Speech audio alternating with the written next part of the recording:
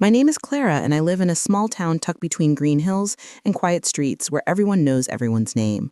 I've spent most of my life in this house, the one my parents built before I was even born, the one that smells faintly of old wood and baked bread, the kind of smell that makes you feel safe even when the world outside is loud and confusing.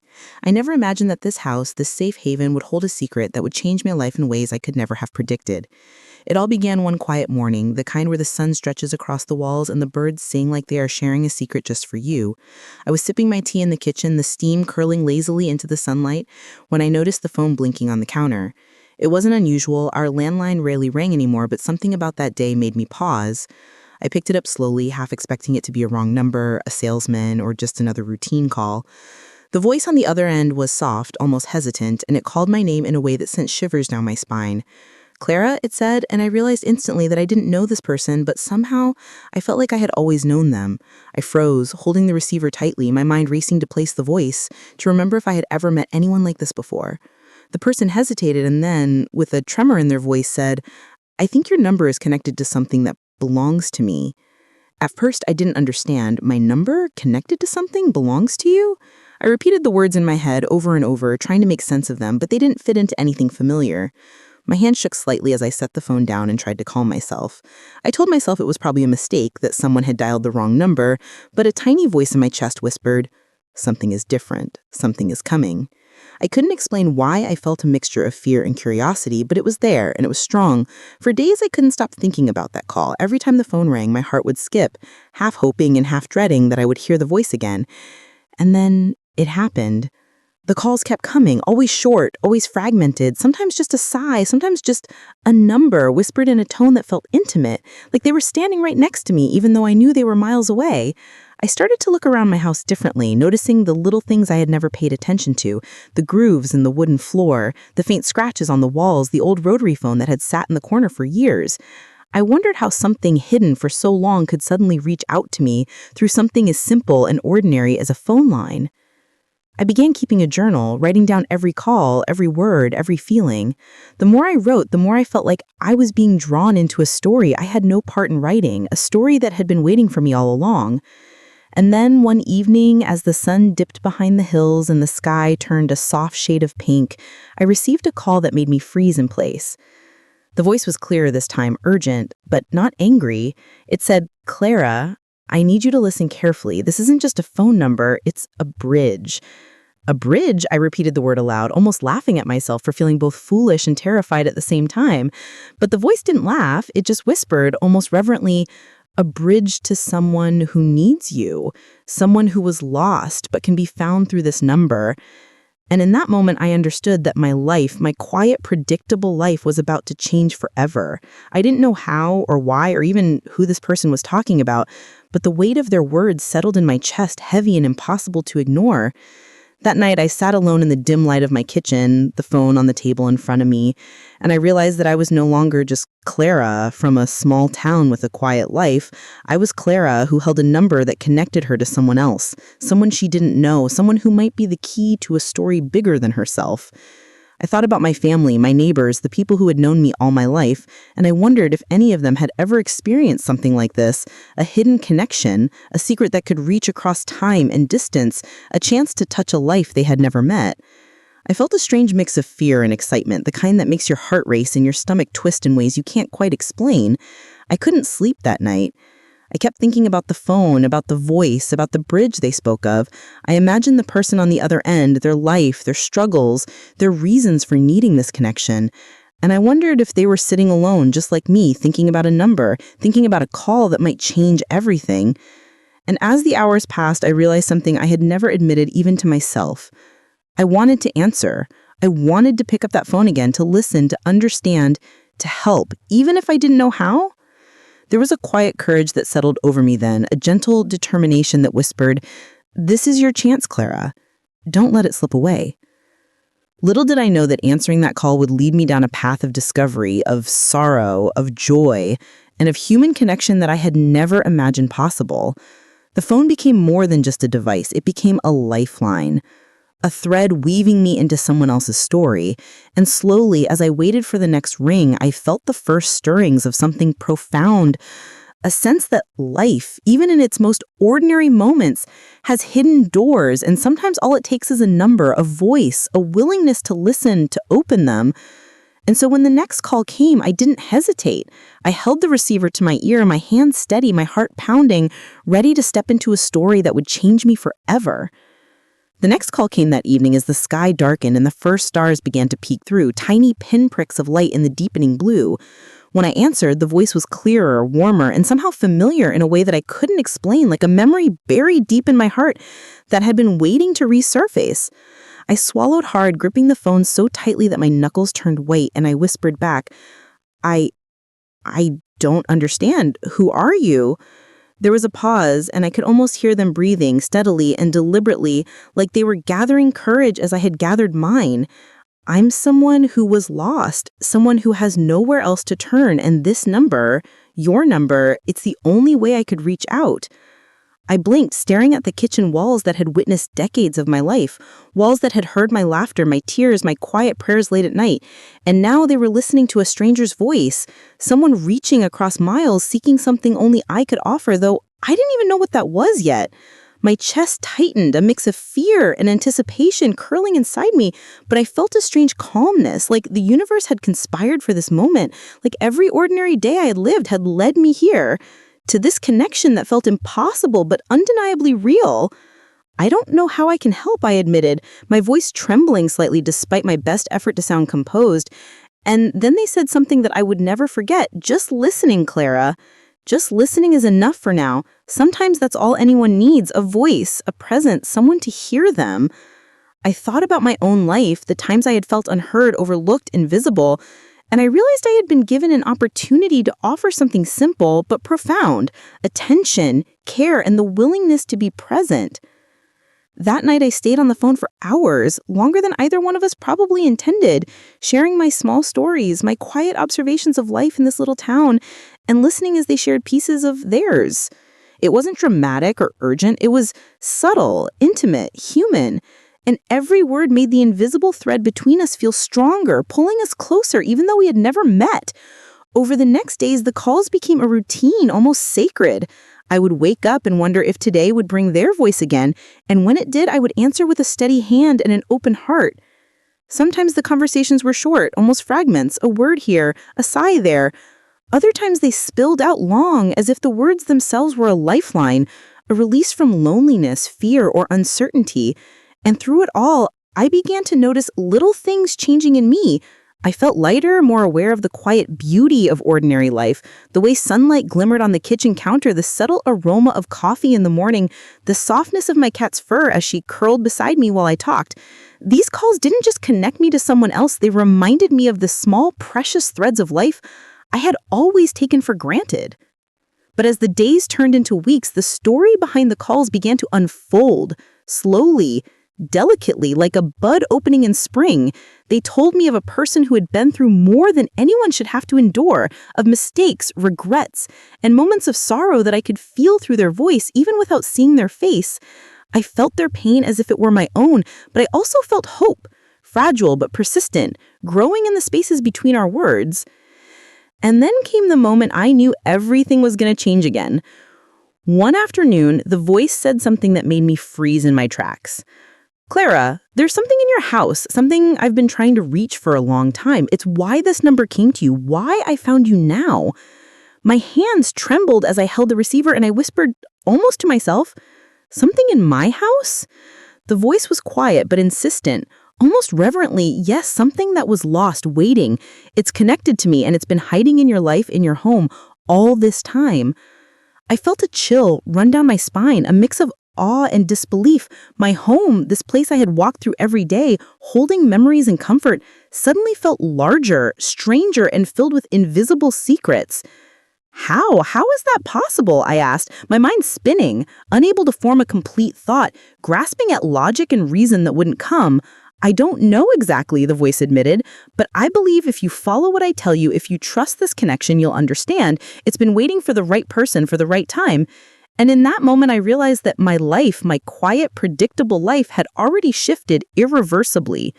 The calls had been a gentle tug, a whisper guiding me towards something unimaginable, something I couldn't yet see but could feel with every fiber of my being. I went to bed that night thinking about the bridge, the hidden connection, the possibility that my home, my simple, familiar life, held a secret that could reach across time, distance, and circumstance. Sleep didn't come easily, but when it did, I dreamed of voices, of doors opening in silence, of someone waiting on the other side of a path I had never walked before. And when morning came, I was ready. I was ready to listen, to follow, to be a part of this story that had chosen me, whether I was prepared or not. That was the beginning of a journey that would stretch me beyond anything I had ever known, a journey that would teach me about loss, hope, love, and the quiet power of simply being there for someone who needs you. Little did I know that this number, hidden in my home, would become the key to unlocking a part of life I had never even imagined existed. A bridge to someone unexpected, a connection that would change both our lives. I grew up in this house, the one my parents lovingly built with their own hands, the one where every creak in the floor, every faded wallpaper, and every corner seemed to hold a memory of my childhood. My father, a quiet man with a gentle smile and steady hands, worked as a carpenter, always crafting little pieces of beauty from wood that others overlooked. My mother, warm and patient, had a way of making the simplest meals feel like a feast and the smallest moments feel monumental. I remember waking up to the smell of freshly baked bread, the soft clatter of pans, and my mother's voice calling me down for breakfast, full of tenderness that made me feel like I mattered more than anything else in the world. I have one younger brother, Daniel, who has always been a mischievous, bright spark in our family, always asking questions, always curious, always eager to make someone laugh. Together, the four of us lived a life that was ordinary in the eyes of the world, yet in its simplicity it was rich with connection, care, and routine. Our neighbors were familiar faces, people who waved when we passed, who stopped by occasionally with a pie or a plate of cookies, and who made the streets of our town feel like an extension of our home. We had birthdays marked with balloons and laughter, summers filled with ice cream and late evening walks, winters with hot chocolate and quiet firesides. Life was comfortable, predictable, and calm, and I liked it that way. After I grew older and left for college, I returned to this house, the one that felt like an anchor, and settled into the rhythm of adulthood while keeping the memories of childhood close to my heart. My days were simple, divided between caring for the home, occasional visits to the little town library, and long walks through the nearby hills that seemed to change with every season. But even in this quiet, comfortable life, there was always the presence of my family, whether near or far. My father had passed a few years ago, leaving a silence that sometimes pressed down on the house, but also a sense of gratitude for all he had given us. My mother, still vibrant for her age, lived nearby, always a phone call away, always ready with a smile or a listening ear. Daniel had moved to another state, married, and started a family of his own, but we remained close, sharing stories, memories, and occasional visits that reminded me of the warmth of home. And yet, as much as I cherished my life, I had learned that quiet and comfort could sometimes mask loneliness, the subtle ache of days passing without significant change, without surprise, without the feeling that life might still hold something extraordinary just beyond the next turn. That ache was still there in the corners of my heart, soft but persistent, waiting for something unexpected to stir it awake.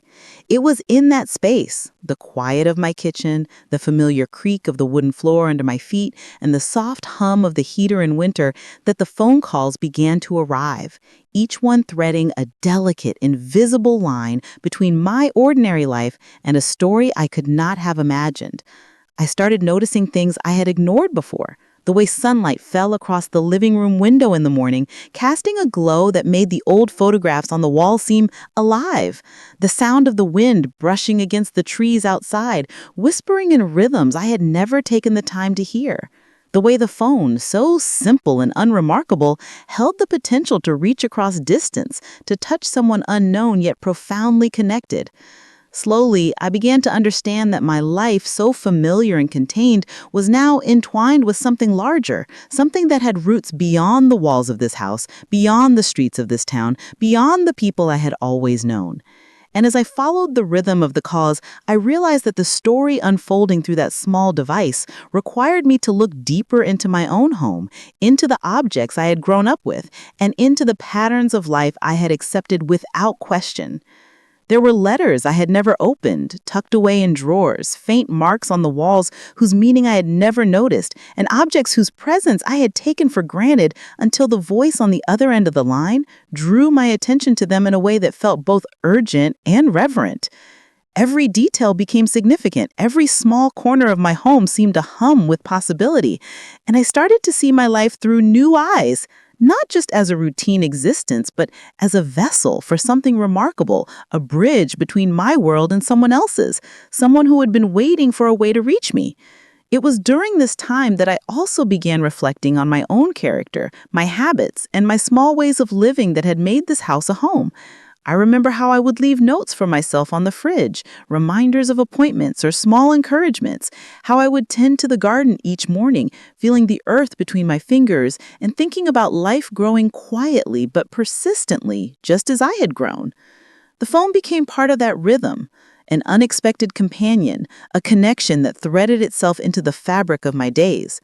And even as I went about familiar routines, cooking, cleaning, walking, reading, I carried a sense of anticipation that made the ordinary feel alive, vibrant, and significant. I thought about my parents, especially my father, and how he had always believed that life had mysteries hidden in plain sight, that every place, every object, every encounter could carry meaning if only you were attentive. Maybe it was his voice in my memory that made me listen so carefully to the phone, to the words spoken, to the silences, to the pauses that carried as much weight as the sentences themselves. And I realized that this connection, this bridge formed by something as ordinary as a phone number, was teaching me patience, empathy, and the quiet power of presence.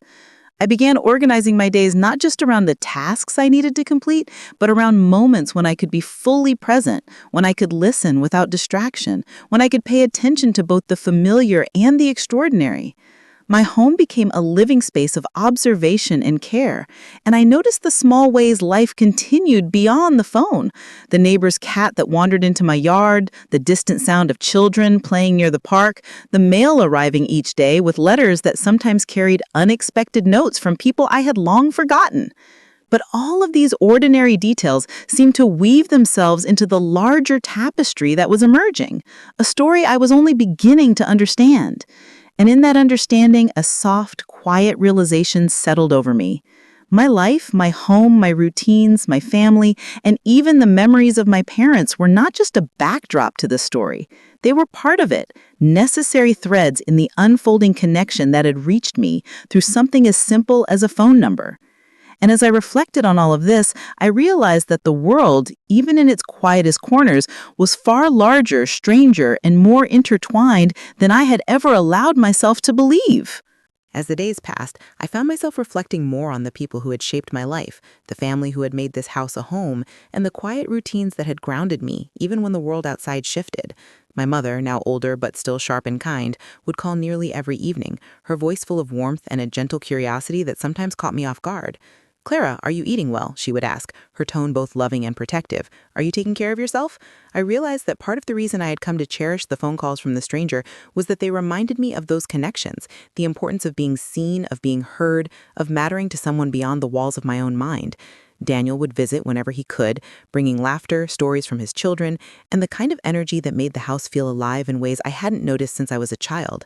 He would poke fun at my habits, tease me gently about my obsession with organizing the pantry or checking the garden every morning. And yet there was a love in those moments that filled a part of me I hadn't realized was empty. It was through these family interactions that I began to see how human connection worked in layers, some of it obvious, some of it hidden, some of it waiting for the right time to surface. And in this quiet reflection, I started to understand that the mysterious phone calls were not a disruption, but an extension of the same thread that had always connected me to the people I loved, only now it reached across distance and uncertainty in ways I could not have imagined. I began documenting everything more deliberately, writing down not just the content of the calls, but the emotions they stirred in me, the memories they pulled forward, and the questions they left lingering in my mind. Every detail seemed significant.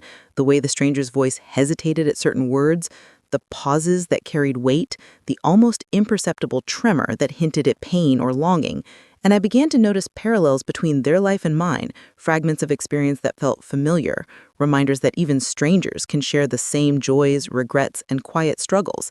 Sometimes I would linger in the living room long after a call ended, staring at the walls that had watched me grow, wondering if they could somehow understand the significance of these connections, wondering if the house itself was aware that it now held a secret bridge to someone I had never met.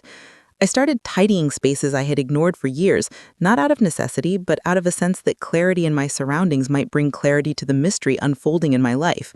Drawers that had collected dust held old letters and photographs, each one a silent witness to the lives that had passed through these rooms. I discovered tucked away in a forgotten corner a small brass key whose purpose I had never known, and for a moment my pulse quickened as I wondered if it had something to do with the calls, with the hidden connection, with the stranger reaching through the phone line.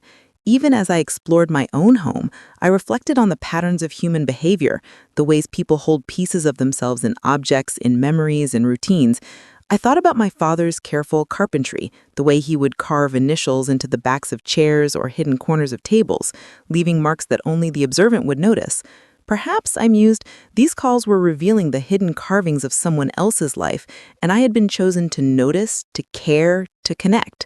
The rhythm of my days began to shift as the phone became a central thread, not a distraction but a quiet anchor, reminding me that life, even in its calmest form, can hold mysteries that demand attention.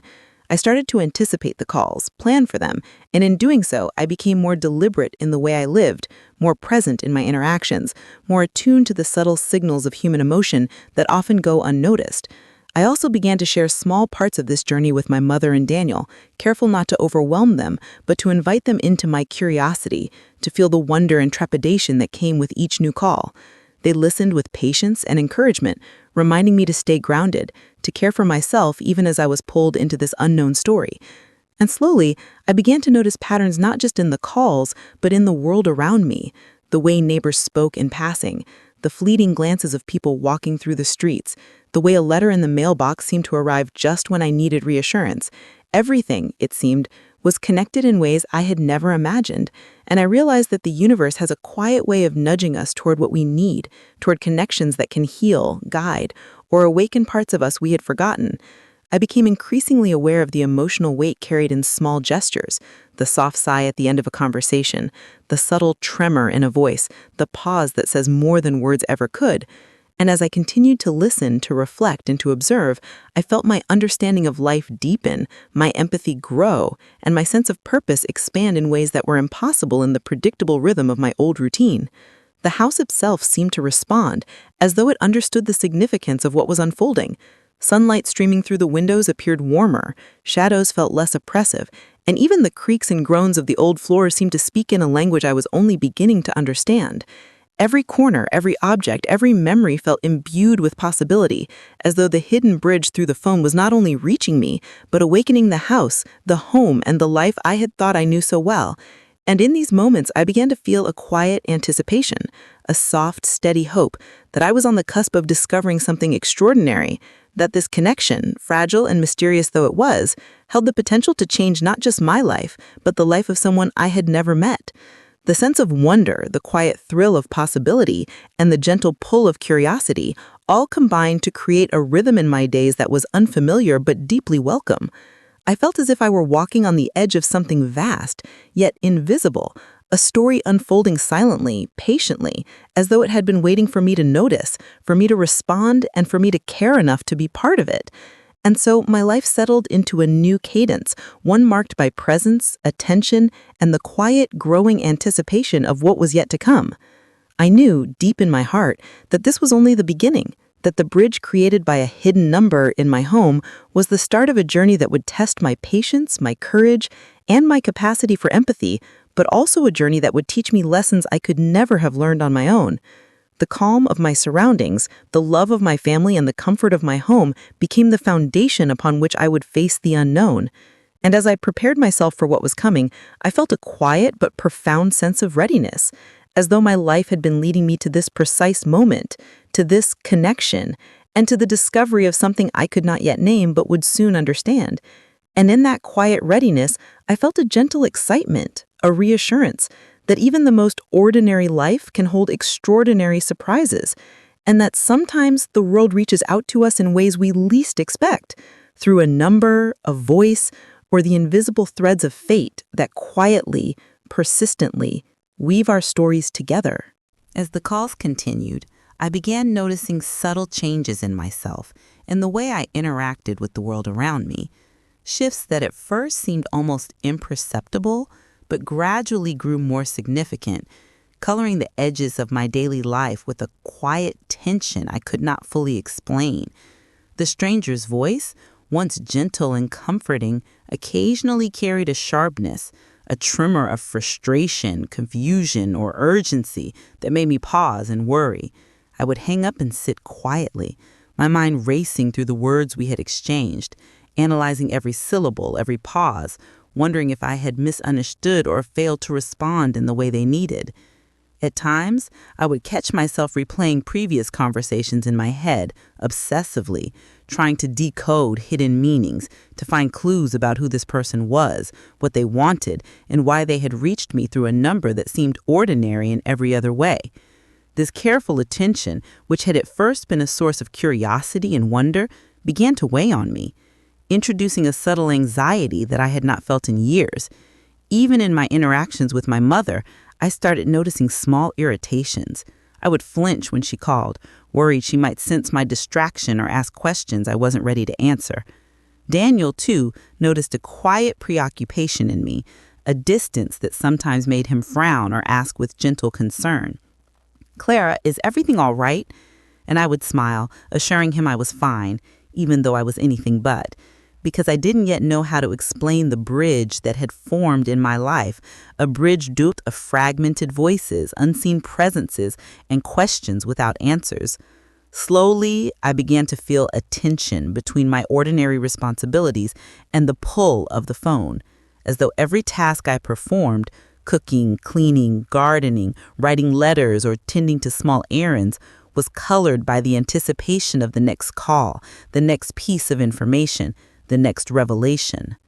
I would find myself walking through the house with my mind elsewhere, noticing small things that seemed odd or out of place, and immediately connecting them in my mind to the stranger, wondering if this object, this creak, this shadow, was somehow part of the hidden story that had reached me through a phone line. Sometimes the voice would grow silent for days, and I would feel a hollow ache, a strange loneliness, as though a part of me had become dependent on this connection, a connection I could neither fully understand nor resist. And yet when the calls returned, bringing urgency or fragments of stories that made me question the safety of someone I had never seen, my heart would race, my hands would tremble, and a mixture of fear, empathy, and curiosity would grip me in equal measure. One day, the stranger mentioned a name I had never heard, a person who was apparently linked to the secret hidden in my home. "They've been waiting, Clara," the voice said, almost pleading, "and I don't know how much longer they can wait. You have to find them before it's too late." My chest tightened. I had never imagined my life would involve such responsibility, such stakes, and yet the weight of it pressed down on me, making even familiar rooms feel heavy, suffused with the presence of a story I did not fully understand but could not ignore. I began noticing small inconsistencies in my surroundings, subtle disturbances in drawers, objects that seemed slightly out of place, shadows that shifted in ways I could not explain, and I found myself second-guessing everything I thought I knew about my home. The tension grew not only from the unknown presence, but from the way it began to intrude upon my mind, seeping into dreams, coloring interactions with neighbors, coloring moments I had once considered mundane. I would sometimes hear the phone ring in my dreams, a ghostly echo that jolted me awake with a start, heart pounding, only to realize the real line had been silent. The boundary between the ordinary and the mysterious began to blur, and I felt an increasing pressure to understand, to act, to find the hidden truth that the stranger had pointed toward. And yet, I was not the only one affected. My mother, perceptive as she was, started to notice my distant glances, the tightness in my shoulders, the way I would jump slightly whenever a phone rang. "Clara, darling," she said one evening as we shared tea in the dim light of her living room, You've been different lately. You're preoccupied. Is there something troubling you? I wanted to tell her everything, the phone, the bridge, the hidden connection, but I hesitated, realizing the truth was so strange that even she might not understand. Instead, I smiled softly, saying, "It's nothing, Mama, just thinking." And yet the tension in her gaze remained, a gentle but insistent reminder that even our closest bonds can be affected when our hearts and minds are drawn elsewhere. Daniel, when he visited, asked questions too, his curiosity mixing with concern. "You've been distracted, Clara. Is it work, friends, something I should know?" And I would assure him again that all was fine, hiding the truth behind a calm voice, even as the pull of the phone and the urgency of the hidden secret tugged at me relentlessly. I began to feel a subtle guilt, the kind that arises when you realize you are carrying a burden alone, even though it is not your fault. I was drawn to this connection, compelled by empathy, but I could not share it fully with the people I loved most, and the isolation of that realization weighed heavily. I also started noticing that the stranger's urgency often conflicted with my own need for careful thought. They would plead, fragment by fragment, for me to act, to observe, to follow a thread in my home I hadn't noticed before, and I would hesitate, trying to balance my caution with my empathy. Sometimes their hesitation frustrated them, and I could hear it in their voice, a tremor of disappointment that made my chest ache, because I wanted to help, truly, but I also feared making mistakes in a story I did not yet understand. Slowly, small arguments began forming in my mind, internal struggles where I questioned myself, my memory, my instincts, my decisions. I began doubting whether I was capable of handling the responsibility of the bridge, of the secret, of the hidden presence that had reached me through a phone line. And as these doubts accumulated, so did a quiet, simmering tension in my household. I would drop a plate in the kitchen and scold myself, even though no one else was around. I would misplace a letter or forget a minor task and feel a disproportionate sense of failure. The ordinary rhythm of life, once comforting, began to feel fragile, as if the house itself could sense the growing stakes and uncertainty. Even simple conversations with neighbors became more complicated. I would start to say something and then stop mid-sentence, realizing my mind was elsewhere, pondering the next call, the next clue, the next fragment of a story I could barely comprehend. The tension was no longer just in me, it permeated the spaces around me, a quiet, invisible presence that made even the familiar rooms feel slightly unfamiliar. And yet, amid this anxiety, there remained a spark of determination, a resolve that this connection, however fragile or mysterious, was not something I could ignore. I began keeping notebooks filled with observations, sketches, and questions, attempting to create order out of the fragments I was given, trying to map the invisible threads that connected the phone, the hidden secret, and the stranger who had become an unexpected presence in my life. Each day, the emotional stakes grew higher, each call heavier, each fragment more urgent. I found myself thinking of the stranger not just as a voice on the line, but as a person whose life depended, in some way, on my attention, my care, and my ability to notice the invisible. And as I navigated this rising tension, I realized that I was standing on the edge of something profound, a crossing point between ordinary life and an extraordinary journey, and the weight of that realization pressed on me, leaving me both anxious and exhilarated, aware that I could not turn back, and that each choice I made, however small, could ripple across a story I had only just begun to understand. The ordinary had begun to unravel, the quiet house felt alive with anticipation, and I knew, deep down, that the bridge I had stumbled upon was leading me somewhere I could not yet see. But the journey would demand courage, patience, and an open heart, as every rising tension in life eventually demands before revealing its truth. As the days turned into weeks, the tension in my life grew more pronounced, creeping into every corner of my days and nights in ways I could not easily escape. The calls, once comforting and gentle, now carried a weight that pressed on my chest, each word from the stranger like a small stone placed carefully but insistently on my heart. Sometimes they would ask me to check something in the house I had never noticed before, a drawer, a small compartment in a desk, a pattern in the wallpaper, and when I followed their instructions, I would find nothing, or at least nothing obvious, but the urgency in their voice would make me question my own perception. I started to doubt myself constantly, wondering if I had missed something, if I had misunderstood, or if my own mind was playing tricks on me. Even my mother noticed the change, though she never directly mentioned the calls.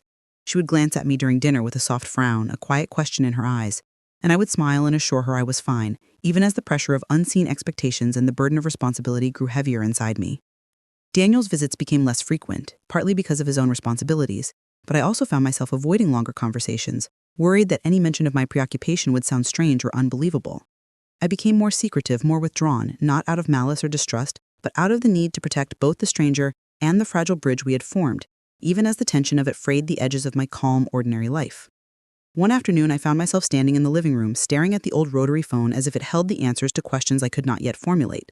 The stranger's voice had been particularly insistent the night before, hinting that something hidden in the house was urgent, something that had waited years to be discovered. My hands shook slightly as I picked up the receiver, unsure if I was ready to face whatever revelation awaited me. And yet, when I answered, their voice was strained, almost desperate. "Clara, it's time. You have to look now. I can't guide you much longer. The answer is there, and it's waiting for you to see it." My pulse quickened, and I felt a mixture of fear and resolve, knowing that whatever I was about to uncover would not be trivial, that it would demand courage I had not yet fully acknowledged I possessed. As I began searching the house more thoroughly, I noticed things I had overlooked for years. The faint markings on the floorboards, the subtle scratches on the backs of drawers, a small corner in the attic that seemed colder than the rest of the house, and the way light fell unevenly in certain spots, as if drawing attention to details I had ignored for decades. I began to question everything I thought I knew about my home, about my past, about the objects and spaces that had felt familiar for decades. The tension escalated as I realized that this was more than a simple mystery. It was something that had existed unseen, unnoticed for years, and yet it had found a way to reach me, to compel me, to demand my attention. And with that realization came a quiet panic, a fear that if I missed the signs or failed to act correctly, the bridge, the connection, the opportunity to help or to discover the truth might be lost forever. At the same time, I became increasingly aware of the emotional toll this was taking on me. Sleep grew difficult, my mind racing with questions and scenarios I could neither confirm nor deny. Small mistakes in daily life, misplaced keys, forgotten notes, a burnt meal, felt magnified, as though the universe was subtly punishing me for every moment I spent hesitating.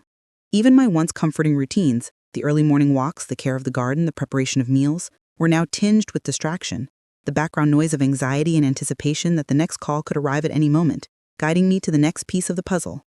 My mother, perceptive and gentle, began to offer quiet advice, suggesting I rest, take breaks, or speak about my feelings, and I would nod and smile, but the tension never fully lifted because I knew that the unseen presence on the other end of the line depended on me in ways I did not yet fully understand. The stranger's urgency began to clash with my own cautious nature, creating moments of friction and self-doubt that were exhausting in their intensity. I remember one evening, standing in the attic with the dim light of a single bulb above me, holding a dusty box the stranger had instructed me to examine, and feeling a mixture of dread and curiosity so strong that it was almost physical. "Clara, open it," the voice had said, soft but commanding. I hesitated, my hands frozen on the latch, my mind racing through possibilities of what I might find, what I might uncover, and how it could change everything I thought I knew about. The tension became almost unbearable in that quiet space, where shadows danced on the walls and dust motes floated like tiny specters in the air. And when I finally lifted the lid, there was a moment of stillness, an almost tangible pause, as if the house itself were holding its breath, waiting for me to understand what I had just found. It was a discovery small in size, but monumental in significance, a clue, a piece of the bridge that had been waiting for me all along, and yet it raised more questions than answers, feeding the tension rather than resolving it. I realized in that moment that the rising conflict was not only external, the hidden presence, the mystery, the urgency of the calls, but also internal, a battle within myself between caution and courage, fear and empathy, doubt and instinct. Every step I took, every decision I made seemed to ripple outward, affecting not only my perception of the house and the stranger, but also the rhythm of my relationships, the small bonds I had with my mother, Daniel, and even the neighborly acquaintances whose smiles and greetings I once took for granted. The ordinary world, once predictable and comforting, had become layered with a sense of suspense, a quiet anticipation that made every creak of the floor, every ring of the phone, every shadow in the corner feel charged with meaning. I began keeping meticulous notes, drawing maps of the rooms, marking patterns, writing down every word, every pause, every nuance from the calls, trying to make sense of what seemed almost beyond comprehension.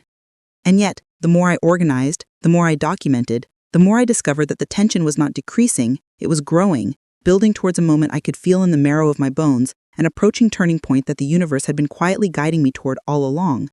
My reflection on these things, coupled with the stranger's increasingly urgent tone, made me both fearful and resolute. I realized that I could not turn away from this mystery, that my life had been pulled into a current that I could not resist nor ignore. And as the rising conflict continued, threading itself through every aspect of my ordinary existence, I understood that the journey was no longer simply about curiosity or empathy, it was about responsibility, courage, and the willingness to face the unknown, knowing that whatever lay ahead would demand all of me, emotionally, mentally, and spiritually. The calls, the hidden clues, the subtle disturbances in the house, and the growing weight of unseen expectations all converged into a quiet storm, a tension that was as invisible as it was palpable, as inevitable as it was terrifying. And as I stood on the threshold of discovery, I felt the pull of fear and the irresistible current of destiny guiding me forward into the turning point that I could feel looming just beyond the horizon. It all came to a head on a quiet, gray morning, when the light outside seemed muted, almost hesitant, as if the world itself were holding its breath, waiting for me to take the next step in a story that had been building for weeks. I had awoken early, as was my habit, my mind already spinning with fragments of conversation, hidden clues, and the unrelenting pull of the calls that had become both lifeline and burden. The stranger had been particularly insistent the night before, their voice trembling with urgency that I had never heard before. "Clara," they said, almost pleading, "you have to see it now. You can't wait any longer. It's time." I hesitated, a tight knot of fear and anticipation coiling in my chest. I walked slowly through the rooms of my home, my steps echoing softly against the wooden floors, and I noticed for the first time how different the house felt, as if it were aware that something significant was about to unfold. Every shadow seemed to stretch longer, every sound sharper, every breath heavier, and my heart raced with a mixture of dread and inevitability. The objects I had long taken for granted, the small brass key tucked in a drawer, the letters I had never opened, the faint scratches on the floor, now seemed alive with significance, as though they were pointing me toward a truth that had remained hidden until this precise moment. I climbed the narrow stairs to the attic, where the air was cooler, the silence deeper, and where a small, dust-covered chest waited in the far corner, exactly where the stranger had instructed me it would be. My hands shook as I lifted the lid, half expecting it to be empty, half expecting it to reveal something that would change everything. And when I finally looked inside, I was confronted with a collection of letters, photographs, and a small worn object wrapped in faded cloth, items that belonged not to me, but to someone I had never met, yet whose life had somehow intertwined with mine through the hidden phone number. As I sifted through the contents, the letters revealing fragments of a life filled with loss, hope, and secrets, I felt a weight pressing on my chest, a realization that this person had been waiting, watching, longing for a connection that only I could provide. The photographs were of people I had never met, yet there was something in their eyes and their expressions that resonated with me on a level I could not explain, as if the distance between us had been bridged not by miles, but by shared experience, by unspoken understanding, by empathy that transcended time and space. My hands trembled as I unfolded the last letter, its edges frayed, its ink faded, but still legible. "Clara," it read, in a handwriting that made my pulse skip. "If you are reading this, it means you have found the path. You are the only one who can help me now. Please do not delay." The words struck me with a force that made my knees weak, and I sank to the floor, clutching the letter, feeling tears prick at the corners of my eyes, not just for the person I had never met, but for the weight of responsibility that now rested squarely on my shoulders. I realized in that quiet attic, surrounded by dust and memories not my own, that the story had shifted. The rising tension, the uncertainty, the small anxieties that had accompanied me for weeks, they had all led to this precise moment, this emotional crossroads where I could no longer remain a passive observer in someone else's life. The stranger's urgency, the hidden clues, the sense of a bridge that had connected us all along, it demanded action, courage, and an honesty I had never had to summon before. I remembered all the times I had hesitated, doubted, or second-guessed myself, and in that instant, I understood that hesitation could cost more than time. It could cost the opportunity to bring closure, healing, or connection to someone who had been isolated and invisible for too long. As I sat there, surrounded by evidence of a life lived in secrecy, I felt a swell of emotions, fear, empathy, guilt, anticipation, and an undeniable sense of purpose that collided in a way that left me both paralyzed and electrified. The attic felt impossibly small and impossibly vast at the same time, the air thick with significance, and I knew that the next decision I made would change everything. I could no longer hide behind routines, behind ordinary life, behind the comfort of predictability. The turning point had arrived, demanding that I step fully into the story, accept the weight of responsibility, and face the unknown consequences of my actions. I began to piece together the clues in a deliberate, almost reverent manner, recognizing patterns I had overlooked, connections I had failed to see, and intentions I had misinterpreted. Every object, every letter, every photograph became a vital component of understanding the life that had reached out to me, and I realized that my role was not passive. I was now an active participant in the resolution of a story that had been waiting for someone like me all along. The emotional intensity was overwhelming. My heart ached for the person on the other end of the phone, whose life had been shaped by loss, secrecy, and longing, and whose vulnerability had been entrusted to me in a way that was both fragile and sacred. I felt the enormity of the trust placed in my hands and the weight of the decisions I would have to make to honor it. As I carefully examined each item, I noticed a small journal tucked beneath the letters, its pages filled with handwriting that grew progressively more urgent, more desperate, and yet more hopeful, reflecting a journey of resilience and courage that mirrored, in some ways, my own internal struggle. Reading those words, I felt a profound connection, as though the writer had reached across time and space to speak directly to my heart, guiding me toward understanding, empathy, and action. And then there was that moment that truly broke something open inside me. The realization that the person whose life had intersected with mine in this mysterious way was not reaching for a connection, but for salvation, for acknowledgement, for the simple human assurance that someone, somewhere, saw them, understood them, and cared. The weight of that realization was terrifying and transformative, and I felt tears streaming down my face as I whispered into the quiet attic, "I see you. I hear you. I'm here." The turning point was complete, not with a dramatic confrontation, not with a sudden revelation that solved everything, but with the quiet, profound understanding that empathy, attention, and courage were now my responsibility, that the bridge that I had been guided to through a simple phone number demanded that I act fully, consciously, and with my heart wide open. And in that silence, surrounded by dust, memories, and the fragile evidence of a life waiting to be acknowledged, I felt the profound shift that comes only when ordinary life collides with extraordinary purpose.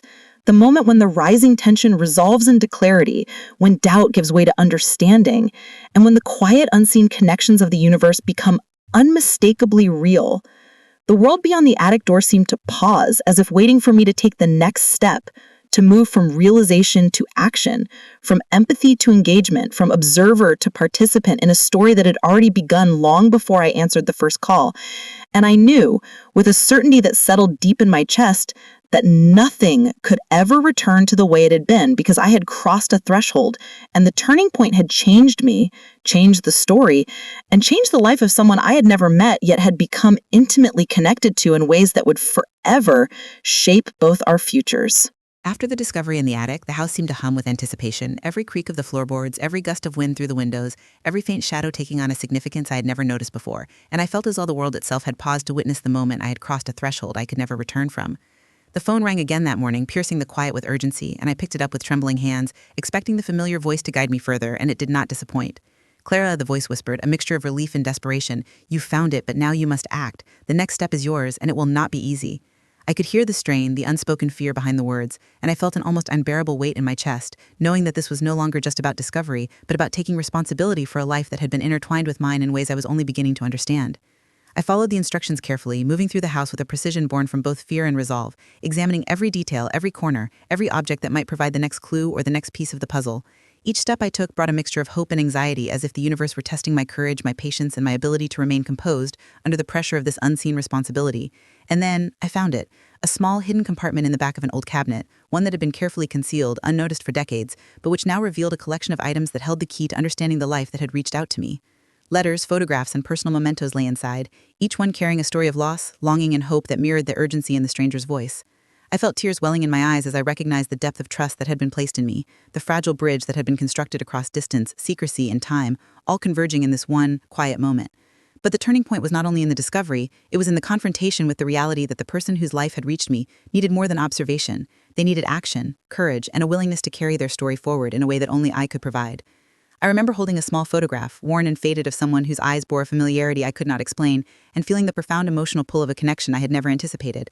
"I see you," I whispered into the quiet room, my voice breaking slightly, "and I will help you, I promise." The voice on the other end of the line seemed to respond not with words but with the vibration of hope, the sense that the bridge had been completed and that the path forward, though uncertain, was now clear. Yet the emotional weight remained. I could not ignore the consequences of my choices, the responsibility, the fear of failure, the possibility of causing harm if I misstepped, and the awareness that this was no longer a story I could observe from a safe distance. Every decision I made now carried significance, rippling outward to affect a life that had been waiting for acknowledgement, for connection, for care. The days that followed were a blur of careful planning, observation, and quiet action. I revisited every clue, traced every detail, and double-checked every step, driven by the understanding that the turning point was not a single dramatic event, but an ongoing process of engagement, attention, and empathy. Each call from the stranger heightened the emotional stakes, their voice fluctuating between urgency and reassurance, fear and hope, as if guiding me through the labyrinth of decisions and revelations I had to navigate. I began to see the pattern of their life, the moments of struggle and triumph, the places of pain and the glimpses of joy, and I felt a deep sense of responsibility to honor each experience, to treat every detail with care and respect. And yet, despite my determination, I could not escape the emotional toll, the sleepless nights, the restless pacing, the quiet moments of doubt when I wondered if I was truly capable of fulfilling the unspoken promises embedded in the hidden bridge. The weight pressed on me, sometimes so heavily that I would pause in the middle of a task, clutching my chest, and whisper into the empty air, "I can do this. I must do this." I began to understand that the turning point was as much internal as it was external. It was not just about discovering hidden objects or uncovering secrets. It was about confronting my own fears, my own limitations, and my capacity to rise to a challenge that demanded every ounce of my empathy, courage, and presence. Each step forward, each decision, each careful action became a measure of my willingness to embrace the unknown, to step fully into a story that was no longer mine alone, but a shared narrative that depended on my attention and care. I remember one evening, sitting on the floor of the living room, surrounded by letters and photographs, the phone resting silently beside me, and feeling a profound stillness settle over me, a moment of clarity in which I recognized the full scope of what I had undertaken. The turning point was not a single dramatic confrontation. It was the accumulation of moments, the conscious choice to engage fully, to honor the life that had reached out to me, and to accept that the bridge between us was now a living, breathing responsibility that I could not abandon. And in that realization, I felt both exhaustion and exhilaration, a complex mix of emotions that left me trembling, tears streaming, and yet profoundly alive, aware that the path forward would be challenging, uncertain, and demanding, but also transformative in ways I had only begun to comprehend. The house, once silent witness to my ordinary life, now seemed alive with energy, as if it too recognized the shift, the crossing from curiosity to action, from passive observation to engaged responsibility, from rising tension to the pivotal moment where choice and courage intersect. And I knew, with quiet certainty, that nothing would ever be the same again. The turning point had arrived not with fanfare or dramatic revelation, but with the quiet, unstoppable force of connection, empathy, and purpose. The phone, the letters, the photographs, and the hidden compartments were no longer mere objects. They were catalysts, guides, and reminders of the responsibility I had willingly accepted, the bridge I had chosen to maintain, and the life I had been called to impact in ways I could not yet fully measure. And in that understanding, a profound sense of clarity and resolve settled over me, anchoring me to the knowledge that I was no longer simply a witness to a hidden story, but an active participant whose courage, care, and attention would determine the unfolding of a life, and perhaps the resolution of a mystery that had quietly been waiting for me all along. After the turning point, life in the house shifted in subtle but profound ways, as if the walls themselves had absorbed the weight of what had unfolded and now breathed a quiet sense of understanding back into the space, allowing me to process the experience with a mixture of relief, grief, and cautious hope. The stranger's voice became calmer in the calls that followed, less urgent, more contemplative, and I began to notice a change in myself as well, a lighter sense of purpose, tempered with humility, a growing awareness that I had been entrusted with something far beyond ordinary observation, something that demanded not only action but emotional presence and patience. The stranger's voice became calmer in the calls that followed, less urgent, more contemplative, and I began to notice a change in myself as well, a lighter sense of purpose, tempered with humility, a growing awareness that I had been entrusted with something far beyond ordinary observation, something that demanded not only action, but emotional presence and patience. I spent long hours reading and rereading the letters and photographs, reflecting on the fragments of life that had been revealed to me, piecing together the narrative with care, and noticing the way small details, an ink blot, a folded corner, the crease of a smile in a photograph, carried profound meaning. I wrote notes, cross-referenced events, and even began recording my thoughts aloud, as if speaking them into the quiet corners of the house would help cement understanding and create a connection strong enough to carry the weight of the story. There were moments of profound sadness, of course, memories of pain, of loss, of opportunities missed or moments that could never be recovered. But those moments were balanced with glimpses of hope, of resilience, of human connection that persisted even across distance, time, and circumstance. I found myself pausing more often, noticing the warmth of sunlight in the living room, the way dust motes floated like tiny stars in the morning light, the simple beauty of ordinary life, now rendered more precious by the intensity of the journey I had undertaken. Daniel came by one afternoon and noticed the change in me, my quieter focus, the gentle seriousness in my eyes, the way I handled objects with reverence. "Clara," he said softly, "something has shifted in you. I can see it. You've been through something." I nodded, unsure how to put words to the experience, but I felt a deep gratitude that he sensed the change without needing to know the details. My mother, too, offered quiet comfort, sitting beside me as I organized the letters and photographs, occasionally asking gentle questions, always with patience, never pressing, allowing me to share only what I was ready to reveal. The sense of isolation I had felt during the weeks of tension and rising conflict gradually eased as I realized that, while the stranger's life had demanded my attention, I was not alone in my experience, and that the support of those I loved provided a steady anchor amid the emotional currents. I began reaching out to the stranger in new ways, guided by a sense of empathy and careful consideration, offering small reassurances, listening with full attention, and taking steps that felt deliberate and thoughtful rather than reactive or panicked. The process was slow, intentional, and emotionally taxing, yet I could feel the gradual release of tension as the mystery began to unfold in ways that made sense, revealing patterns, motives, and long-suppressed emotions that had been waiting for acknowledgement. And then there were moments of quiet triumph, subtle, but powerful.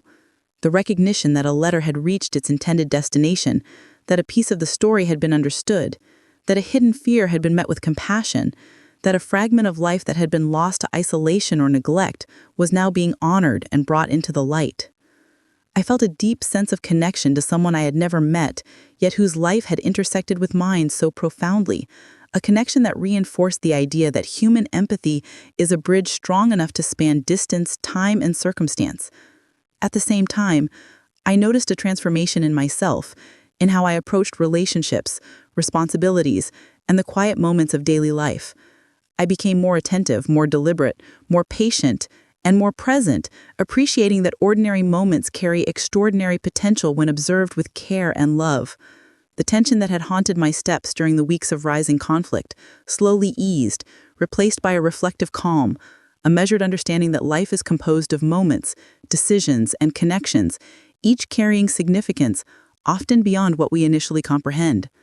I began documenting my own journey more thoroughly, not just for the sake of clarity, but as a means of preserving the lessons I was learning, the empathy I was cultivating, and the quiet courage I had discovered within myself. There were still moments of doubt and emotional strain, of course, moments when the weight of responsibility felt almost too heavy to bear, when I feared that I had misread a sign or overlooked an essential detail. But these were tempered by the knowledge that I had acted with care, love, and attention, and that sometimes that is all that can be asked of anyone. The stranger's calls gradually shifted from urgent and commanding to reflective and grateful, their words expressing relief, understanding, and a sense of closure that mirrored my own emotional journey. I began to sense that the bridge we had constructed together, the one formed by letters, photographs, hidden objects, and heartfelt attention, was becoming a lasting connection, one that did not depend on continued urgency, but on mutual acknowledgement and shared understanding. In the quiet aftermath, I also found myself reflecting on my own life, the relationships I had taken for granted, the routines that had once felt mundane, the small gestures of care I had often overlooked, and recognizing that the emotional growth I had experienced through this turning point extended far beyond the mystery itself. I saw the value of empathy, patience, and deliberate action in ways I had not before, understanding that even the smallest choices can carry immense weight in the lives of others. And in these reflections, I found a sense of peace, a quiet satisfaction that I had acted with integrity, courage, and compassion, even in the face of uncertainty, fear, and the unknown. The house, once a silent witness to my ordinary life, now seemed to embrace me with a gentle warmth, its spaces holding the memory of tension and discovery, yet also radiating a sense of calm, acceptance, and quiet triumph. I began to integrate the lessons I had learned into my daily life, treating each interaction, each task, each decision with a renewed sense of purpose, a deeper awareness of impact, and a gentle reverence for the invisible connections that bind us all. Even the phone, once a source of urgent tension and mystery, became a symbol of connection, empathy, and trust, a reminder that life often reaches out to us in unexpected ways, and that the courage to engage fully, attentively, and compassionately can transform both our own lives and the lives of others in profound and lasting ways. And as I sat quietly in the living room one evening, surrounded by the evidence of a life once hidden, now acknowledged, I felt a profound gratitude for the trust placed in me, for the courage I had discovered within myself, for the support of my family, and for the quiet, enduring reminder that even in the midst of tension, fear, and uncertainty, human connection has the power to heal, illuminate, and transform, leaving behind a sense of resolution, understanding, and heartfelt peace that resonates far beyond a single story or moment. In the days and weeks that followed, a quiet rhythm returned to my life, one shaped not by urgency or tension, but by careful reflection and the deep satisfaction that comes from knowing I had met the challenge with empathy, courage, and attention. The letters, photographs, and small objects I had uncovered now felt less like burdens and more like a legacy, each one carrying a story of a life that had been hidden, waiting for acknowledgement, and now recognized through my care. The stranger's calls grew less frequent, their voice calmer, carrying gratitude and reassurance rather than fear or insistence. And I realized that the bridge we had built, fragile, unseen, yet profoundly real, was strong enough to sustain itself even in silence. I began to notice the subtle ways in which this experience had changed me, the patience in my voice when speaking to my mother, the careful attentiveness in daily tasks, the quiet mindfulness in interactions with Daniel and neighbors, and even the way I approached the world outside my home with a heightened awareness of the unseen stories unfolding around me. Each morning, I would sit with a cup of tea, letting the light filter through the curtains, reflecting on the journey I had taken and the lessons I had learned about responsibility, empathy, and the extraordinary impact of small intentional actions.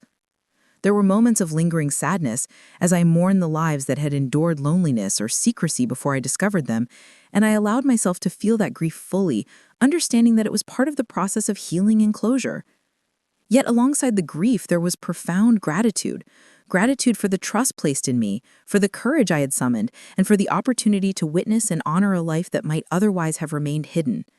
I began documenting the entire journey, not only to preserve the narrative for myself, but to ensure that the lessons of connection, awareness, and empathy could endure even beyond my own understanding. In this process, I discovered a new depth in my relationships. My mother's gentle guidance and unwavering patience became even more precious. Daniel's quiet support and understanding felt like a steady anchor, and even the small interactions with neighbors and friends took on greater significance, reminding me that the ordinary acts of attention and care are often the bridges we build without realizing it. I realized that the turning point had not been a single dramatic event, but a series of small choices, moments of courage, and decisions to engage fully, listen attentively, and act with integrity, and that the resolution was unfolding not only for the stranger whose life had intersected with mine, but also for myself, as I learned the quiet power of empathy and responsibility. There were afternoons when I would sit surrounded by the letters and photographs, reading fragments over and over, allowing the emotions of the stories to wash over me, sometimes tears flowing, sometimes laughter at the subtle moments of joy or humor preserved in ink and images, and always a profound awareness that life, even in its hidden corners, carries meaning and resonance that can touch us unexpectedly. The house, once a place of ordinary routine, now felt infused with history, empathy, and memory, each room holding traces of the journey I had undertaken and the lives I had connected with, and I found a deep comfort in that awareness. Even the phone, once a source of tension, had become a symbol of connection, a reminder that sometimes the universe places unexpected responsibilities in our hands, and that choosing to meet them with care and attention can transform both our own lives and the lives of others in ways that we cannot fully anticipate. I began sharing portions of the story cautiously, selectively, with those I trusted, finding that speaking it aloud, acknowledging the emotional journey, and reflecting on the lessons learned brought a profound sense of closure and healing. And as the days turned into weeks, the letters were organized, the photographs preserved, and the small objects returned to their places with care, I felt a quiet completion settle over the house, a sense of calm achievement that was as much internal as it was external. There were still subtle ripples of emotion, moments when the weight of what had transpired returned briefly, but they were softer now, tempered by understanding, acceptance, and the realization that closure does not erase memory nor grief, but transforms it into something gentle, sustaining, and meaningful.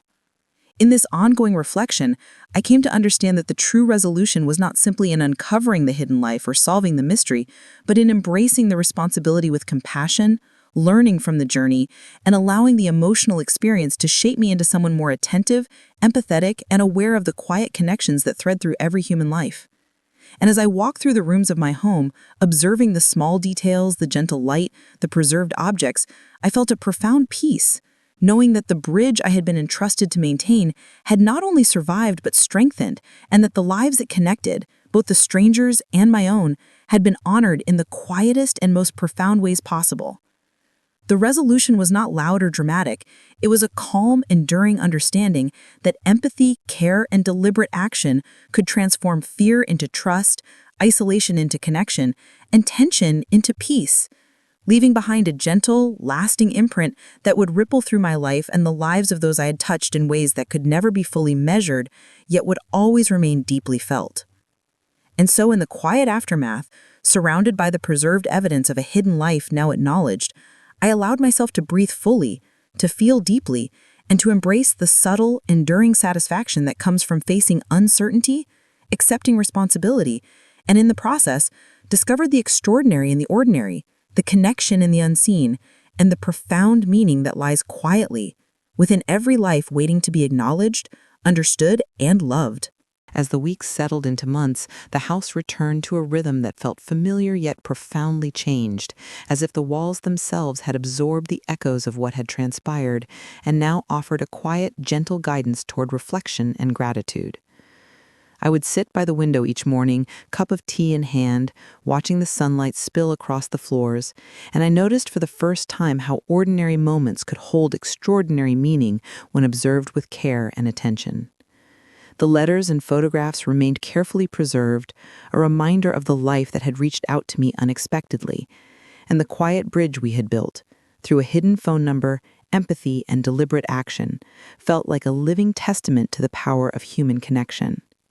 I thought often of the stranger whose life had intersected with mine, imagining their days unfolding with a newfound sense of hope, closure, and acknowledgement. And I felt an enduring warmth in knowing that my care had made a real difference. Daniel would occasionally glance at me with quiet understanding, a gentle smile acknowledging the subtle transformation that had taken place within me, and my mother, ever observant, offered soft words of encouragement and affirmation that made me realize how deeply these experiences had strengthened not only my connection to others, but also my understanding of myself. The tension, the fear, and the uncertainty that had once occupied every corner of my thoughts had faded into a calm, reflective awareness, leaving behind clarity and a sense of accomplishment that was not loud or boastful, but quiet, deep, and profoundly satisfying. I began to appreciate the small details of life, the way the sunlight glinted on the leaves outside, the soft hum of the refrigerator in the kitchen, the creak of the stairs underfoot, as if each sound and sight carried an unspoken story, waiting to be noticed, understood, and valued. I understood now that life's unexpected challenges often carry within them the opportunity for growth, connection, and empathy, and that even the smallest actions, undertaken with attention and care, can ripple outward in ways we cannot fully predict. In these quiet moments, I reflected on the journey, the hidden phone number, the stranger's urgent voice, the letters and photographs, the long hours of reflection and careful action, and I realized that what had seemed overwhelming at the time had, in truth, been a gentle invitation to awaken a part of myself I had not yet fully acknowledged, the capacity to see, listen, and act with unwavering compassion. I recognized that the resolution we had achieved was not simply a story ending. It was a transformation of understanding, a bridging of lives, and a quiet affirmation that attention, empathy, and courage are often the most profound forms of love we can offer to others. Even in the solitude of the house, I no longer felt alone. The invisible connections we had forged, the trust, the acknowledgement, and the shared humanity created a sense of companionship that surpassed physical presence and lingered in the air, in the objects, and in the quiet rhythm of daily life. I thought often of the lessons learned, the importance of listening beyond words, of noticing details that might otherwise be overlooked, of honoring the trust and vulnerability of others, and of stepping into challenges with courage and integrity. and I knew that these lessons would remain with me long after the mystery had been fully resolved. The house itself seemed to carry a gentle approval, as if the energy of connection and care had settled comfortably into its corners, leaving a warmth that I could feel with every step, every breath, and every moment of stillness. And in those quiet, reflective mornings, I allowed myself to acknowledge the full emotional impact of the journey. The tension that had once felt unbearable, the moments of fear and doubt, the emotional breaking point that had demanded courage, and the eventual relief, closure, and understanding that followed. I understood that life often presents us with challenges we cannot anticipate, situations that seem beyond our capacity to handle, and moments that require more empathy, patience, and presence than we ever imagined. Yet within those very challenges lie opportunities for growth, connection, and a deeper appreciation of what it means to be human. I felt a soft, enduring gratitude for having been chosen in a quiet and unexpected way to witness and participate in a life that might otherwise have remained unseen, and for the lessons that unfolded not only for the stranger whose story I helped preserve, but also for myself, as I learned to navigate fear with courage, uncertainty with patience, and connection with care. And as I sat by the window, the sunlight reflecting on the letters and photographs laid neatly on the table, I whispered into the calm air, "Thank you for trusting me, for letting me see, for allowing me to be part of this." There was no reply, yet I felt the answer in the quiet satisfaction, in the gentle rhythm of the house, in the knowledge that even unseen acts of empathy and care have the power to transform lives and leave a quiet, lasting impact. The turning point, the riving conflict, the tension and the resolution had all passed, leaving behind not only understanding and closure, but also a sense of ongoing responsibility. To remain aware, attentive, and compassionate in my own life, to notice the hidden stories around me, and to act with kindness and courage wherever it might be needed. In this reflective space, I found both peace and purpose, a quiet acknowledgement that even in the most ordinary corners of life, extraordinary meaning can be discovered when we choose to engage fully, empathetically, and with an open heart. And as the day stretched on, with light spilling across familiar surfaces and shadows shifting softly on the walls, I felt a profound calm, a gentle reassurance that the bridge we had built, fragile though it might have seemed, had held, and that the lives it connected, mine and another's, were forever changed for the better, carrying with them a quiet, enduring hope for what lies ahead.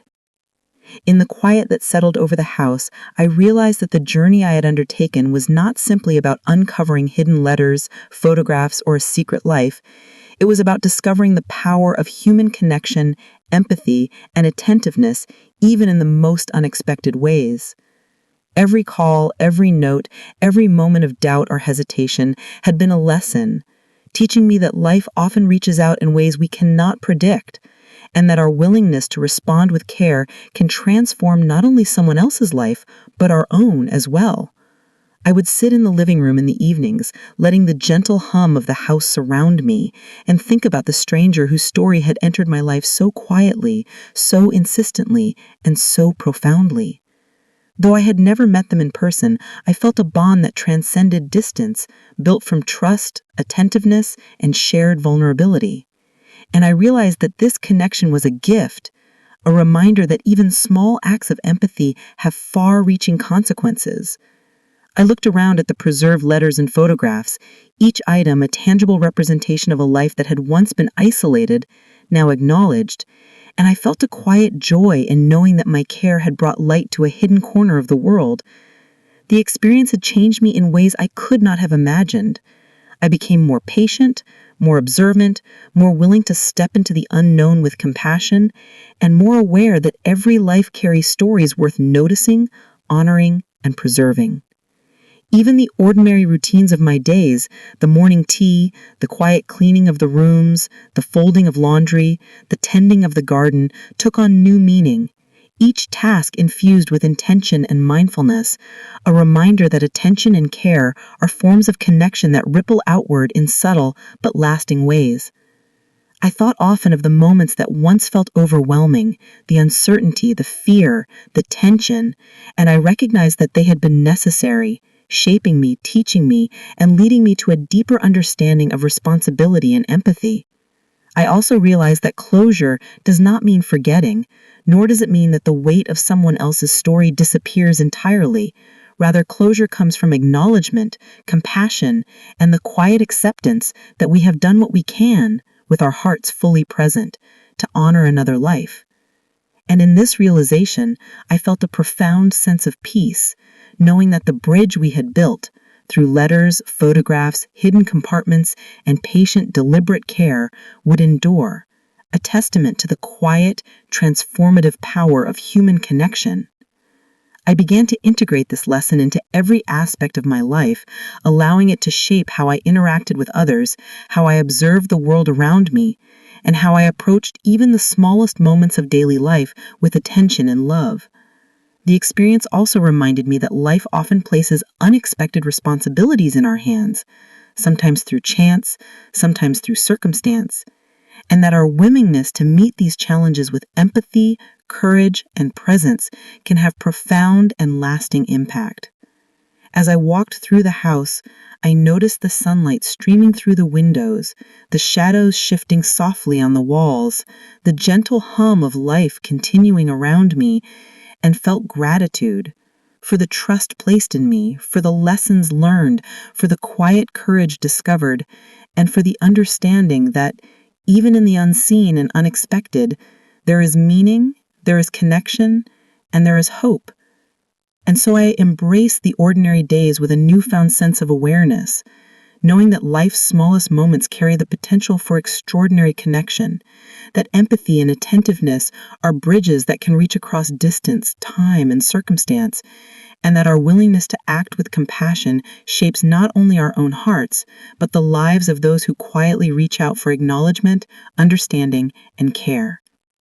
In this reflective space, I understood that the story was not only about the stranger whose life had intersected with mine, but also about the transformation within myself, a recognition of the profound impact of human kindness, patience, and the courage to step into the unknown when called upon. And in that understanding, I felt a gentle warmth settle over me, a quiet reassurance that even when life's challenges appear daunting, even when the path is uncertain, we are capable of bridging gaps, bringing light to hidden corners, and leaving behind a legacy of empathy, connection, and love that endures far beyond the moment, reminding us always that attention, care, and courage are gifts we give not only to others, but to ourselves, shaping a life that is quietly, profoundly meaningful in every ordinary, extraordinary day that follows.